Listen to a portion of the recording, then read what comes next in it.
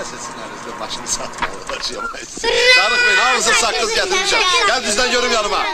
Adın ne oldu? Sedrəttin. Həmişə səni çaşdırıram. Sənin adın ne oldu? Fəxrəttin. Sən? Seyfəttin. Və sən? Sedrəttin. Ay maşallah. Çənədən bəksən ha. Aton kimi şair olacaqsan qırışmal. Eşq olsun Mehri bu. Azərbaycanın ən yaraşıqlı və ən xarizmatik aktyorlarından biri hesab olunan Rafail Dadaşov təkcə görkəmi ilə deyil, güclü aktyorluq məharəti ilə də milyonlarla tamaşaçının sevgisini qazanıb. O, onlarla yadda qalan obraz yaradaraq Azərbaycan teatrı və kinosunda silinməz iz qoyub. Bəs onun sənət yolu necə başlayıb? Hansı çətinliklərdən keçib? Və ömrünün son illərində nələr yaşayıb? Hazırsınızsa başlayaq. Biz böyük sevinç və iftixar hissi ilə köhnə ildən ayrılır, yeni ilin görüşünə tələsirik. Girdim içəri, salam verdi. Hiç başında qaldım. Mən bilsəydim sən teysən zəng vurardın.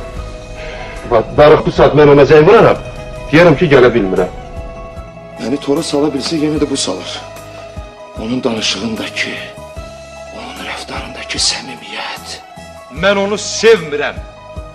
Düzdür, biz bir yerdə böyümüşük, dostluq eləmişik. Nə olsun? Ay səni. Amma xeylə giyindir o köynəyi. Necə olsa palto qiymətlə başa gəlmişdi. Məncə mübarizəsiz bir həyat deyil. Biz Türklərə qürur və nəşə verən bir şey varsa, o da müharibə, o da qalibiyyət. Azərbaycanın ən yaraşıqlı və ən xarizmatik aktyorlarından biri hesab olunan Rafail Dadaşov təkcə görkəmi ilə deyil, yüksək aktyorluq məharəti ilə də tamaşaçıların qəlbində özünə məxsus yer tutub. Onun istedadı, səhnə mədəniyyəti və yaratdığı unudulmaz obrazlar bu gün də böyük sevgi ilə xatırlanır. Bəs Azərbaycanın Alen Delonu adlandırılan Rafail Dadaşovun həyat yolu necə başlayıb? Gəlin birlikdə nəzər salaq. Rafail Dadaşov 1946-cı il yanvarın 4-də Bakıda tanınmış sənətkarlar, xalq artistləri Məlik Dadaşov və Sofya Hüseynovanın ailəsində dünyaya gəlib. Sənət sevgisi ona hələ uşaqlıq illərindən ailəsindən keçmişdi. Məhz bu mühit onun gələcək həyat yolunu müəyyənləşdirdi. 1972-ci ildə Azərbaycan Dövlət İncəsənət İnstitutunu uğurla bitirən Rafail Dadaşov peşəkar aktyorluq fəaliyyətinə başlayır.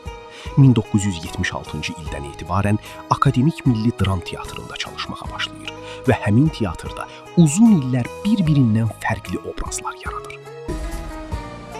Səni bura mavin göndərəndə də elə tərifləmişdim ki, qardaşımı o cür tərifləməzdim. Sonra da həmişə səninlə dil tapmağa çalışıram. Vacib məsələ ilə məşğul olduğum üçün gələ bilmirəm. Amma televizorda görürdüm. Sən 15 yanından qabaq o unudulmaz gecədəki günümüzsünüz. Oğul, qaynatıya ağ olan bir qızı sevməməlidir. Elmi mübahisənin şəxsi həyat məsələlərini qarışdırmayın ata. Hər halda o mənim nişanlımdır. Onun ilk böyük səhnə uğuru rejissor Tofiq Kazımovun quruluş verdiyi Ümid tamaşasında canlandırdığı Zaur obrazı olur.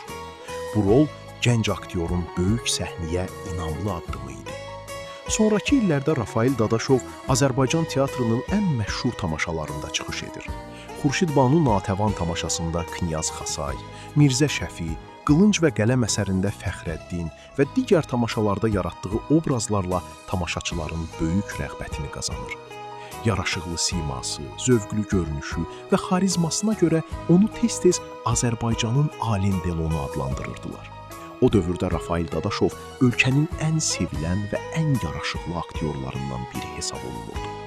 Teatrla yanaşı, televiziya tamaşalarında da uğurla çıxış edən aktyor ötən ilin son gecəsi, Mehmanxana sahibəsi, Yollar görüşəndə, Bağışla, Topal Teymur, Səndən xəbərsiz, Mənim günahım, Göz həkimi, Oradan buradan və digər televiziya tamaşalarında maraqlı obrazlar yaradaraq tamaşaçıların yaddaşında iz buraxıb. Yaxşı uşaqdır ha. İşə düşmüşdün çəsisin Allah. Böyle ama heyif bağımızda. Darıxma, ona da çarə qılmışam. Yoxsa təzə rolunuzdur? Nə rol? xilaskar rolü. Yox, onu bacarmadım. Hər şey alt üst oldu. Neçə dəfə demişəm ki, mənim dəsmalımla qurulama. Mənim qardaşım qotur deyil. Mikail özü üçün qorxmur. Sadəcə istəmir ki, sizin qardaşınız Xədicə xanım əl üzünü çirkli dəsmalla silsin. Rafael Dadaşovun kino karyerası isə 1972-ci ildə çəkilən Var olun qızlar filmi ilə başlayır. Sonralar yarımçıq qalmış mahnı, Bəxt üzüyü, Mənim ağ şəhərim və bir çox digər filmlərdə rol alaraq Azərbaycan kinosunun sevilən simalarından birinə çevrilir. Uzun illər sənətə verdiyi töhfələr dövlət tərəfindən də yüksək qiymətləndirilir. 1987-ci ildə əməkdar artist, 2006-cı ildə isə xalq artisti fəxri adına layiq görülür. Aktyor təkcə səhnə və kino ilə kifayətlənmirdi. O həm də şeirlər yazırdı.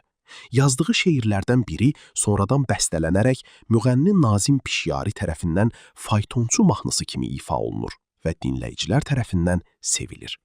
Heç kəs insan qədər yüksələ bilməz və heç kəs insan qədər alçala bilməz. Zaman göstərir.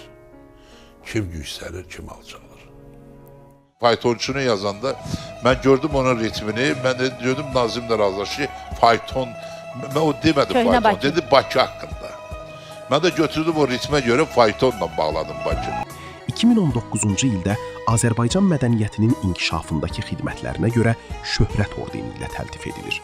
Lakin həmin ilin sonlarında səhhətində ciddi problemlər yaranır.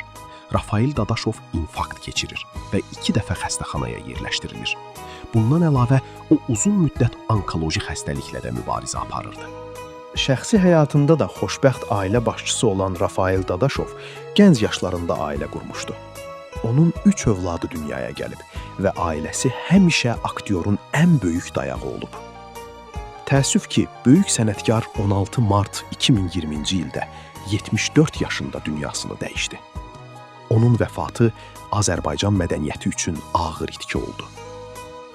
Rafael Dadaşov 2-ci Fəxri Xiyabanda dəfn olunub. Bu gün də onun yaratdığı obrazlar, filmlər və səhnə əsərləri yaşayır.